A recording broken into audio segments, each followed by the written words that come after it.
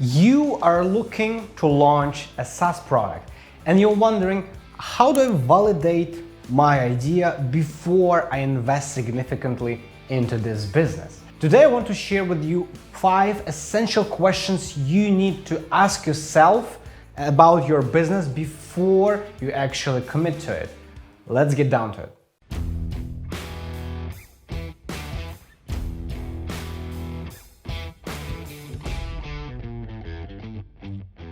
The question number 1 every SaaS entrepreneur needs to ask themselves is, what is the primary problem I'm solving on the marketplace?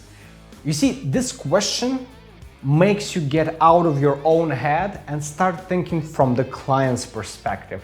What is actually their problem that we are solving? You see, most entrepreneurs, they focus on themselves and their technology. Their questions are, what is my product doing? What is my tech? Me. See how that's really egotistical. That makes you focus internally. What I suggest with this question is we need to really start thinking from perspective of clients, and this is how we can make better decisions.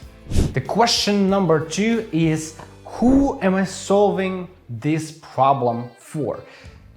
You see, a lot of the SaaS founders, they skip the part of actually doing a proper research into their target audience. And when I say research, I mean learning everything about them. Not only the age, gender, and location, but what are their preferences, how they actually communicate, what are the words they're using when they describe their problem, what is their routines when they're active, when they're on the internet. See, it also can help you with the marketing when you're targeting them with advertising. What I'm implying here is, before you start the implementing of your SaaS product, you really need to do a deep research into who is the market, who you're solving the problem for, because that will help you establish the proper product market fit.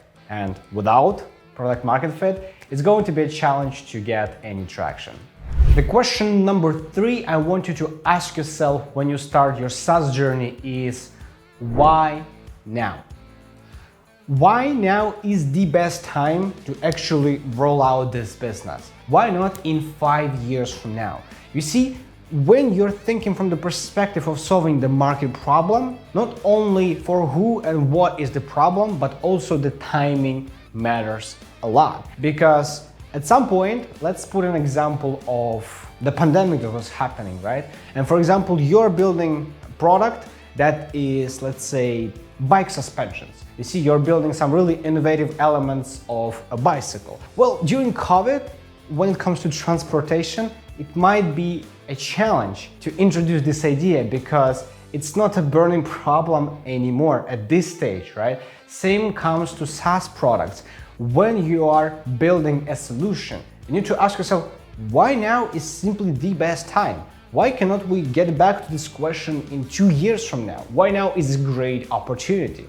Maybe because you see that there is a lot of sales reps looking for new jobs, and this is why you want to build a portal for them to actually look for those jobs, right? You need to find clues, you need to find reasons why you want to start this now. Because it's not only important for you and for your business, but also for investors who will be looking to fund your journey. The question number 4, and this is probably the toughest one, is, why me? Why me? What makes me qualified to launch and to lead this business into the future? What are the skill sets? What are the connections? What is the vision? What is in me that makes me more qualified to make this business happen than anyone else around me? You see, this question is actually really crucial. It's of the essence to answer this question and understand whether you are the actually right person. You might have a really good business model in your head, but if there is someone else that you know of that can execute on this more effectively, more efficiently, using less time and resources, what will happen if you join into this bandwagon anyway is you'll get a competition that is going to crush you.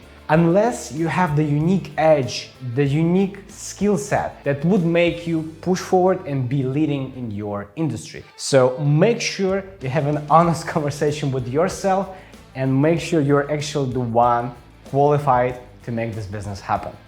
The question number 5 is, what are the metrics that will define my business success?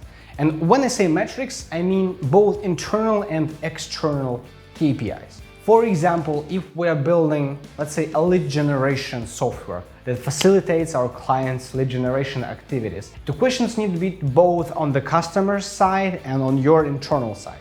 For example, how many qualified bookings or appointments we're generating for client per week on average. See, that's client success. That's what defines their success. But also, we need to be thinking about what is our internal retention for our clients, for how long they stay with us, what is the lifetime value, and what is the growth potential. It is important for you to keep your hand on the pulse of the business and constantly be monitoring how we can improve it and forecast your future, but also for investors, because they want to invest in healthy business.